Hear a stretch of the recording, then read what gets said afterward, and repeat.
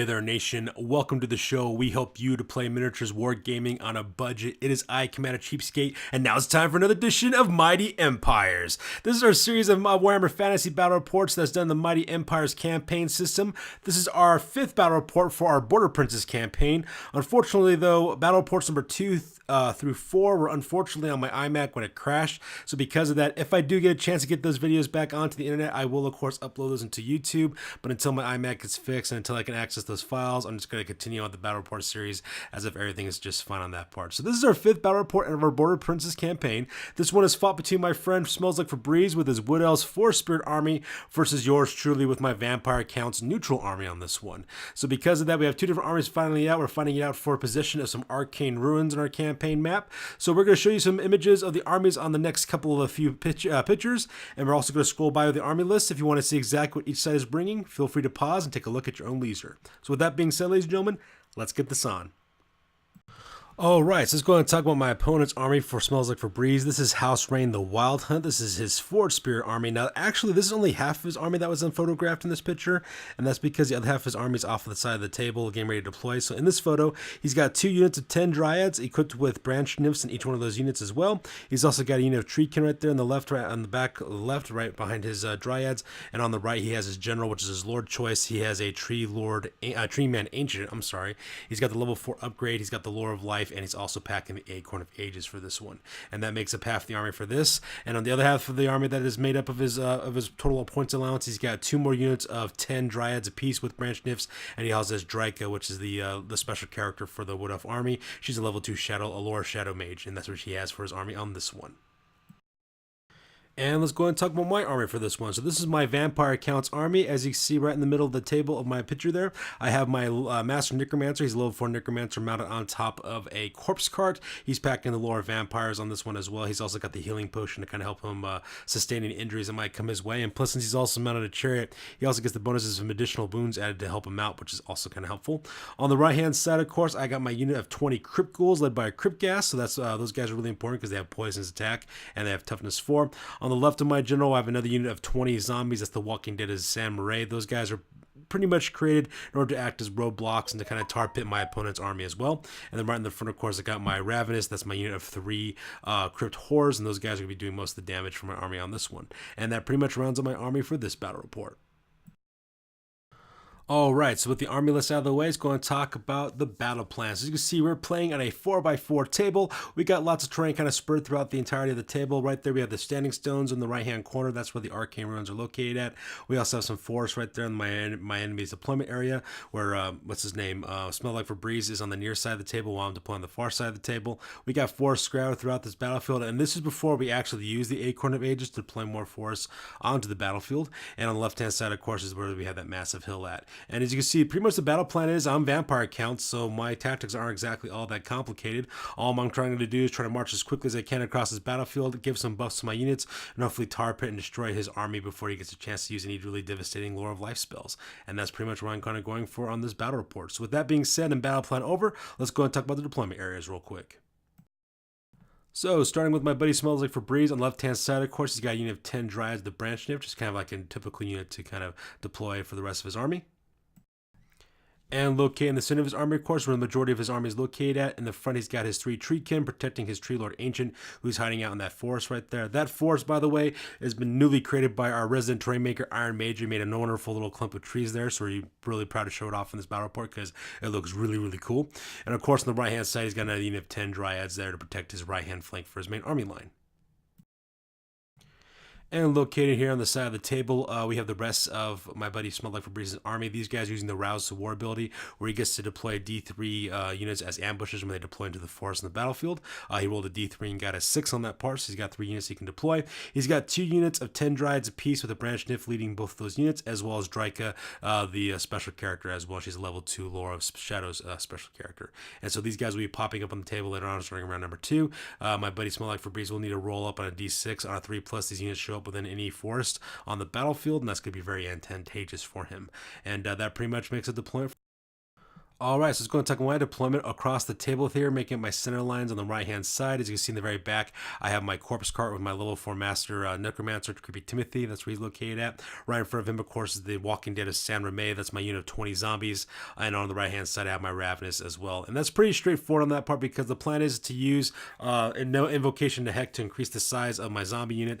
At the same time, I'll also be able to boost them with the Always Strike First ability because that's what the Vigor Mortis ability that the corpse cart has. So it just makes sense to combine that with the zombies. And of course I got my Ravenous there to protect my right hand flank of my chariot because let's face it, if my necromancer dies, my army's in for a world of hurt. And located here in the far left hand side of my flank is my unit of 20 crypt ghouls. Those guys there just protect my left hand flank as well as to cause some problems for my enemy. And that pretty much makes up my deployment for this one. And before we get any further into the battle report, my buddy Smells Like Febreze pops the Acorn of Ages, which is the special magic item that he brought for his Tree Lord Ancient. As you can see in this table, he also pops up a few more trees for us throughout the entire battlefield. As you can see, he's got a kind of like a three triangular pattern of force right there in the middle of the battlefield. One right in the middle on the right hand side between the 3 standing stones, one to the left of that, as well as one next to in front of my crypt ghouls. And he also deployed another force to the very far right of his deployment area as well, which is actually kind of frightening because what that means is that I have to actually march that set of the battlefield through those woods. And if my opponent also gets the Rouse of War ability, and of course it's a 50-50 chance if he'll get it or not, but if he does, he has the potential of actually enveloping my army completely, so that way I'm being attacked from both the front as well as the back, which could be very, very deadly for me because that would mean that my opponent's using a multiple small units tactic, and nobody does MSU type style tactics better than Wood Elves, as well, especially when it comes to Dryads and close combat. So I'm kind of worried about that. But at the same time, though, I am playing the GM and I am playing neutral armies, so I really have no stake in this campaign aside from running it. So that's the kind of like the bright side, I guess. So with deployment as well as force newly planted, we go directly to the top of turn number 1. This photo is taken directly after the move phase from my opponent Smells Like Febreze. He gets to go first. As you can see, he pretty much just marches his units forward into that newly summoned force right in the middle of the battlefield and just kind of plants his forces around it. Up in the front, he has his Treekin taking point while he's got 2 units of Dryads on either side flanking it to protect the flanks of that force. And right behind it, of course, he has his Tree Man Ancient. And that kind of makes sense too because these guys also get bonuses for being inside of force because they are force spirits.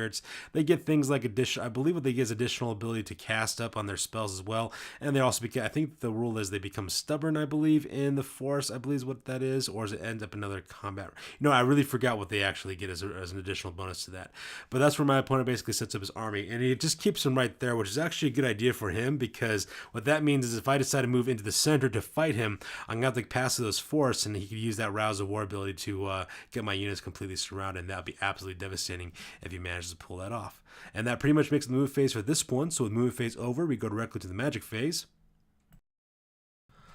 During the magic phase, for the most part, my opponent's magic phase was very lackluster. I was able to dispel most of the spells that he was trying to get off. The only thing he managed to do was get his Shield of Thorns off onto his right hand unit of Dryads. So now those guys have a Strength 3 Shield of Thorns on them. So if anyone bumps into them, they cause 2d6 Strength 3 attacks against me, which isn't really such a big deal because most of my army is pretty tough. And if I do lose anybody, I can also replenish them as well with my spells. So not much really going there. He did try to get off Flesh to Stone as well as try to use, I forgot what the name of the other spell is. I believe it's Regrowth, I believe. No, so not Regrowth. He tried to get off a Earthblood type spell, but I managed to stop that from happening.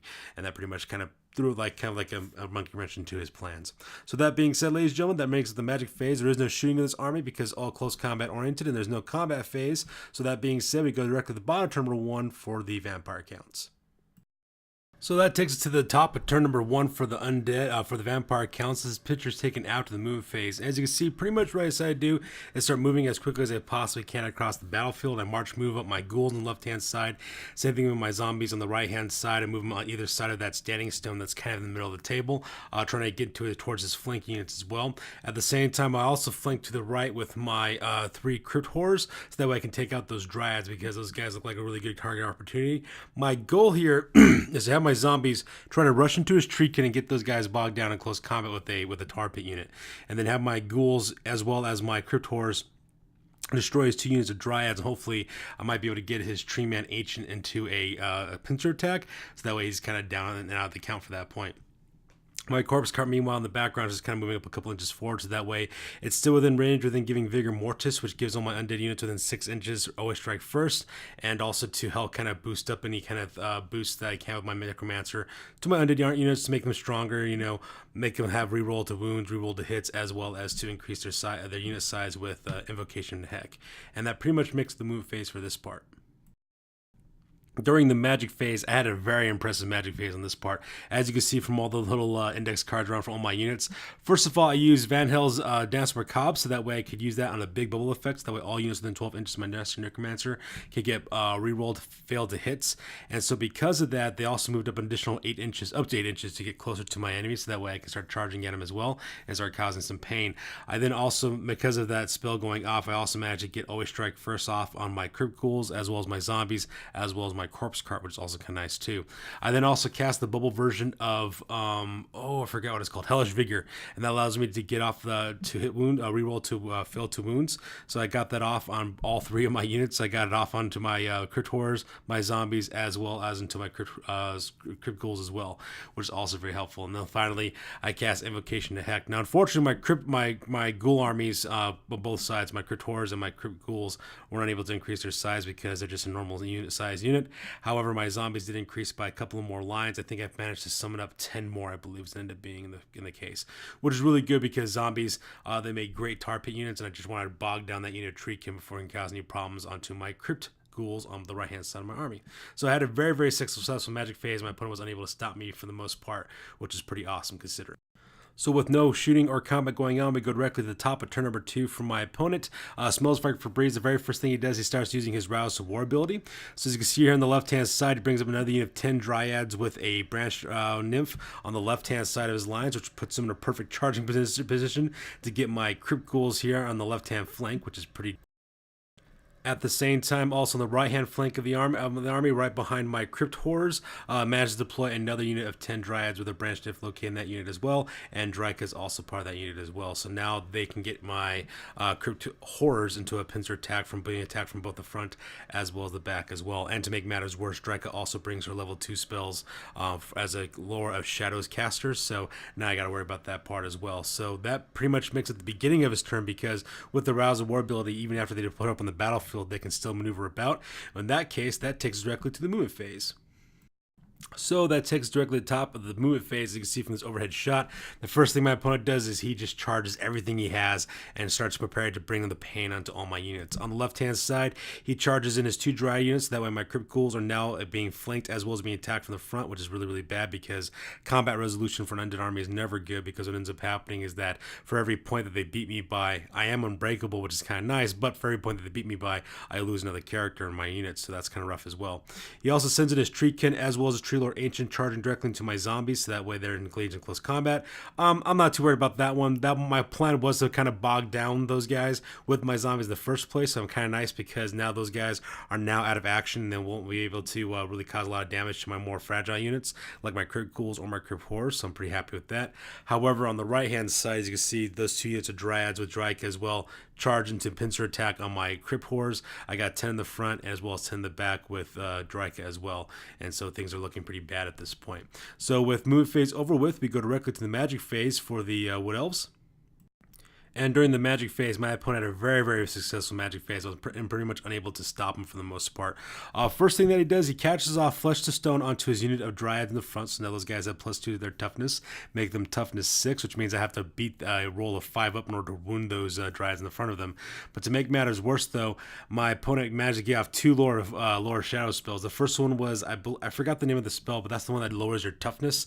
As you can see, that little yellow die, I dropped the toughness of my Crypt Horrors down by the full 3 points. Now my toughness 5 Crypt Horrors are now toughness 2, which is absolutely devastating. And to make matters worse, she also got what's his name? Occam's Mind Razor, I believe is the name of the spell. I think that's the way it goes. That's the one where you basically your leadership becomes your strength for close combat attacks. Got that spell off, so now these Dryads are strength 9 because Dryka's leading this unit and her leadership characteristic is 9. So absolutely devastating. The only way that my opponent cannot miss killing my Crypt Horrors is if he rolls a 1, and that's pretty much it. But the number of attacks are coming from both sides of this attack onto my unit. Things are not looking very good for my Crypt Horrors on the right hand flank for the most part. So with the magic phase over, we go directly to the combat phase, and as you can see in this photo, it was an absolute slaughter with my crypt horse. I lost every single one of those guys in the number of attacks that was being dished out by those dryads. My opponent smells like Febreze as a quick combat reform afterwards and gets them ready to charge into the right-hand flank of my corpse cart, which will be kind of bad.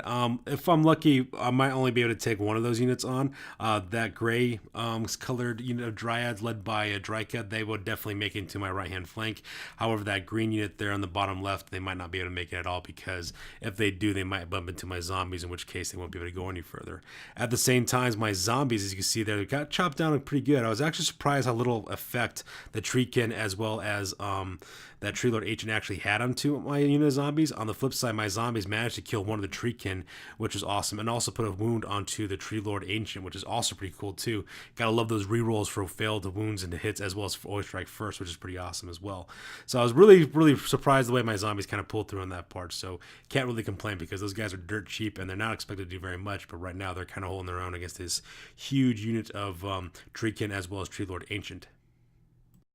Meanwhile, here on the right-hand side, those my crypt ghouls got massacred as well to the man. However, I can't be too upset with them. I did manage to kill 5 dryads out of the unit there on the left-hand side with the wood-colored dryads there on the left-hand side. I managed to kill 5 of those guys, which is pretty awesome. I also managed to take out 2 dryads from that yellow unit of dryads as well. So even though I did lose all my crypt ghouls in the end, they did pretty much hold their own and managed to weaken those units pretty significantly, which is pretty awesome. Unfortunately, my opponent also does a quick combat reform with those guys as well, so that way they can charge and move out to the left-hand flank of my chariot character, and that'd be really bad if they actually manage to make that happen. And with that being said, ladies and gentlemen, we go directly to the bottom of the next turn for the vampire counts. So with that being said, that takes directly to the bottom of turn number 2 for the vampire counts. This photo is taken after the move phase. As you can see, the only movement I really can do, because all my zombie units engage in close combat, is I take my chariot and just kind of move it back a couple inches as well. Try to get them as far away as I possibly can, so that way my corpse cart doesn't get flanked on both sides by dryads. My plan is to back up a little bit, and hopefully I might be able to use my Raise Dead spell in order to bring up another unit of zombies, in order to act as a speed bump to kind of block the path of these dryads that come my way, and at the same time hopefully be able to reconstitute my unit of zombies there in the middle of the table, and try to keep that Tree Lord Ancient as well as those Treekin bogged down some more, because my main combat units have been destroyed on my flanks. I really have nothing left over to defend myself with. So that pretty much makes it the move phase on this part. And that takes us directly to the magic phase. I had a very successful magic phase as well. I did try to use Hellish Vigor as well as Van Hell's Dance Macabre in order to throw off a couple of Dispel dice for my opponent, and my opponent, predictably fell for it, and that's because of all the damage I caused against his Treekin and his Tree Lord, so he decided to stop those spells really quick. I then threw half the rest of the remaining dice into Raise Dead, and my opponent was unable to stop that, so I brought up a unit of 15 zombies right in the middle of the table, right in front of my corpse cart, which is pretty awesome as well. And then I rolled again for Invocation to Heck, the bubble spell for the big one. I managed to get that one off as well. As you can see, my units of zombies just grew exponentially for the amount of zombies that popped on the table. I think I ended up having like 26 zombies show up right in front of my corpse cart, which is a nice little speed bump to stop these dryads from getting to me. At the same time, I think I added something like 18, yeah, that's right. I ended up throwing 18 more zombies into that unit that's bogging down the Tree Lord Ancient as well as a Treekin as well. Really surprised, really, surprised amount of magic that and how much those zombies really pop up so quickly with using those 2 spells. And to make matters even better, my zombies I summoned right in front of my corpse cart as well as my corpse cart always get just earned always strike first because of Vigor Mortis, which is really nice as well. So that pretty much makes it the magic phase for that side. So with the magic phase over, we skip shooting because I don't have any shooting in my army, and we go directly to the combat phase. And during the combat phase, as you can see in this photo, the Treekin as well as the Tree Lord Ancient had no problem just chopping that unit down in half again. I think I only have 15 zombies left in that unit. That was absolutely atrocious just to see how much damage those guys could actually put out when they decided to put their mind to it. So that was absolutely demoralizing. But then again, it also means that those zombies are still sticking around, and I'm still bogging down those 2 high point units and keeping them kind of occupied. So I'll take what I can get at that point. So with the combat phase over, we go directly to the top of turn number 3 for the Wood Elves.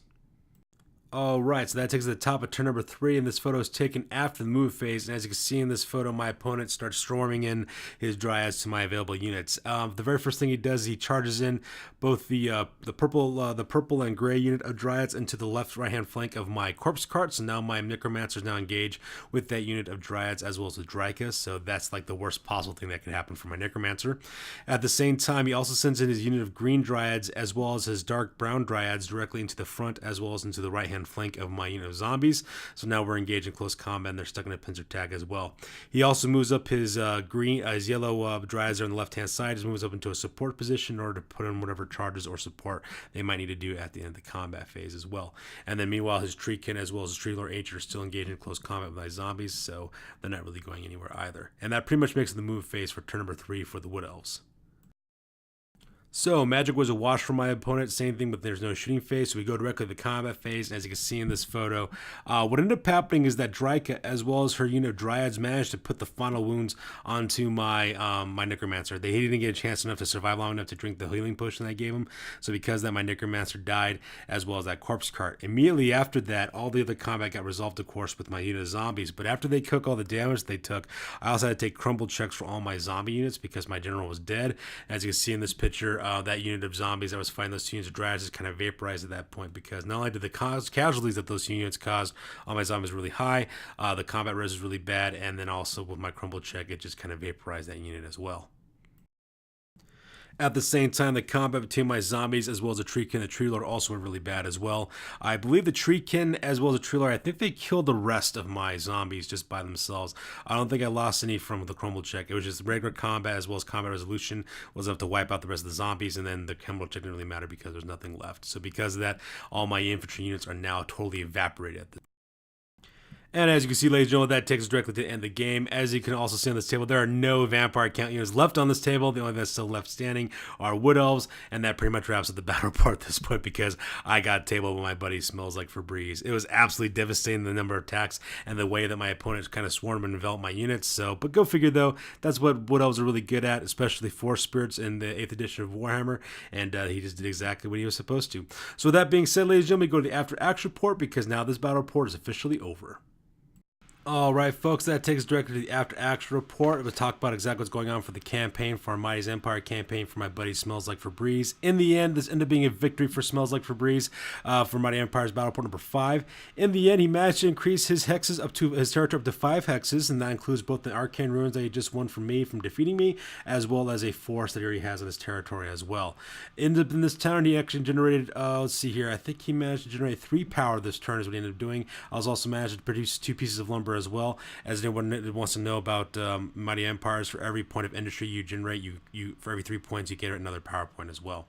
In the end, his total support ends up being 1,750 points worth of support from his units. His entitlements also include 1 lord, 1